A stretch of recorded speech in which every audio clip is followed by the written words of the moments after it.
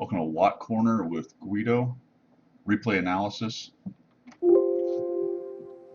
Got here an example on Lakeville of a team that has a game in hand, should surely win the game, but fails to react to what's going on in the mini-map and fails to flex correctly. So I'll show you what's going on here. Just recap to this point in the battle. I'm in my LTTB. I've taken this middle bush on Lakeville, spotting. Go ahead and start it up.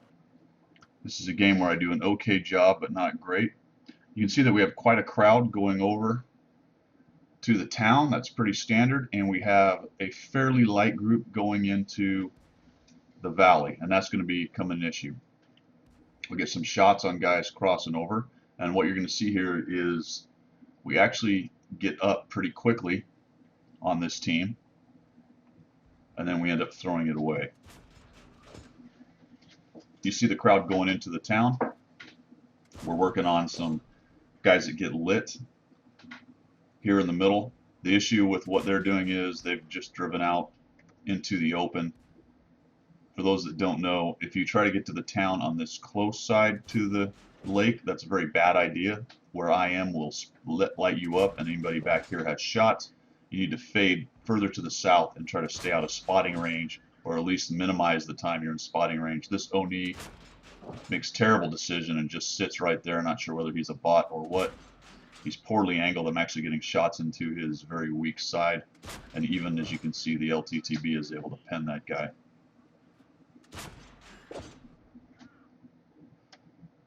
Alright, so you see it start to develop. You can see it looks like maybe they're going to be kind of weak in the town. There's been a bit of a skirmish up here, but already we've lost one of our 3 tanks, so keep that in mind as we continue. I'm going to fast forward it. Alright, so we're still working on these guys in the middle. Get a shot in there. Working on that bulldog, and you can see then the fight is still developing over in the town. But look at over here on the west. Fairly strong push against our single KV3 and the 3002M. At the time I noticed that, but I ignore it for the moment because we're working on this side. Look at that, the 3002 died. So now you're probably already seeing this develop. They have a pretty significant push going up into the valley. They've actually rolled over our defenders. The KV3 is falling back, and we're still winning, at least in numbers, over here in the town, but it's not decisive yet. And I'm still messing around on the middle. So I will decide to push up. Now, I am pushing up because what I want to do is start lighting these guys on the corner at the bottom of the south part of the road in the middle, and help any guys of ours coming out of the town to start lighting up things that are sitting out here trying to camp, so that we can get a crossfire going and clean this area up. But as you can see, and they're not lit lately, but there are still 3 tanks in here with just 1 KV3. I'll move forward, and unfortunately I'm going to get rather engaged with a 3002 and the Chi-Ri that I'm going to find right here in the middle. There's the Chi-Ri. I end up shooting at him. He's got a clip of 3 and pretty good depression. Also, I'm taking side shots from this 3002. Now, the problem with what I've done here is these guys have still not cleaned up those 2 tanks. They're taking their sweet time over here. We've got some tanks over here hanging out, and there's 4 of them back in here defending their cap, and you can see that there are still some tanks pushing up towards our cap. So probably a bad idea for me to come in here, at least this soon. The move I just made needs to be made when all these town assets have got into this general area, because they can then make short work if anyone's taking shots at me in addition to killing off this Chi-Ri. As you can see though, I'm in a bad spot. I'm taking hits from all directions. Probably the best plan here would have been to run away, but I don't feel like I can get away. We're going to end up killing him. Chi-Ri hits me a couple more times. Get a shot on him. Got another shot on him. And now let's take a look at what's going on overall. If you look at what's left for us and what's left for them, it looks like this is a pretty sure win, doesn't it? We've only lost 3 tanks. They've lost a bunch. We're breaking through over in the town side, but still we've got this group in the valley that's pushing towards our cap, and nobody has really reacted to it. What you should really be seeing now is probably 3 or 4 of these town tanks already heading back to cap to cut this off. They just simply don't have enough time to push all the way around through the defenses here and get onto their cap before they're on ours and cap us out. I should have already been back there. The Skoda and this other tank you're going to see will start to move back there, but it's going to be a little bit late. And I'm going to end up dying here in the middle. I pushed this Chi-Ri. Unfortunately, they have a fairly fast clip reload time of around, I want to say, 9 seconds. So I get one shot off, even though I charge him while he's on a reload. He's going to reload and take me out, just like that.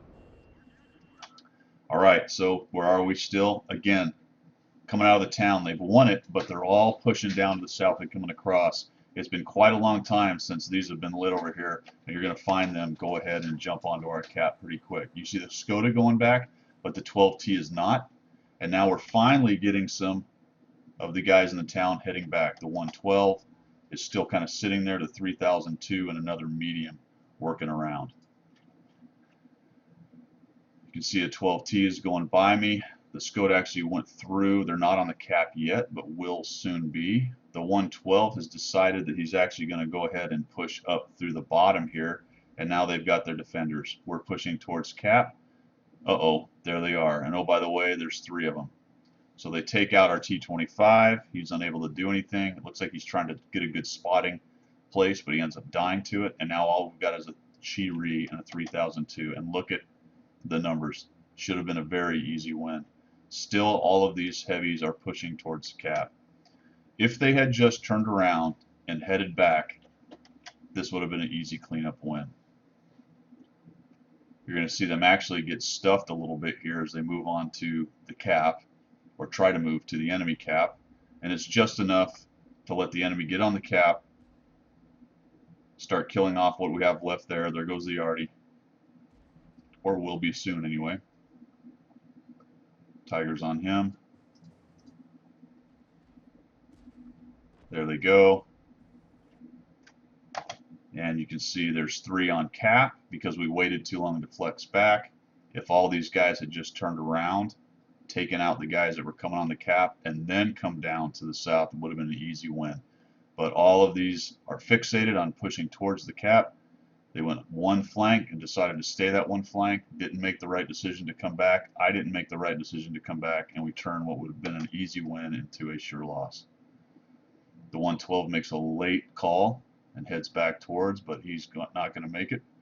There goes the Chi-Ri. Heavy tank number 6 is sort of droning back there, but there's just no way he's going to make it.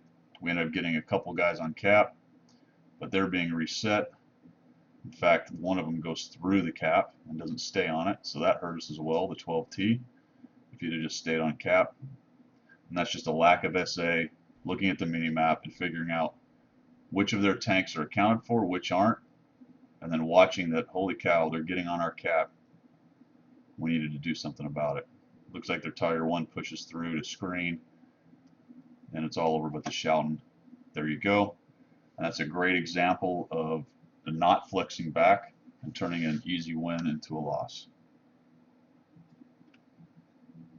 Take it easy.